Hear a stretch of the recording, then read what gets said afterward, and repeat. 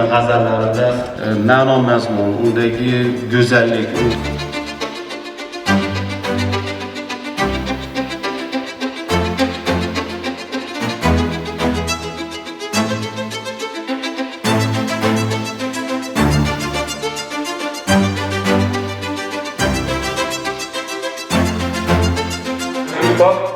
Hakikaten bir nadir kitap ekan. Hazrat Navoiyni anglashda muhim bir kalit ekan.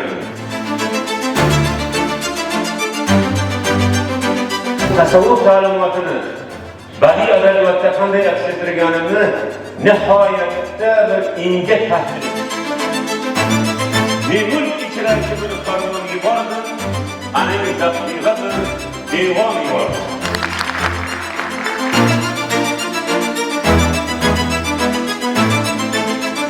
Nevai şiirlerindeki tasavvufi fikrin estetik tavrını bulunda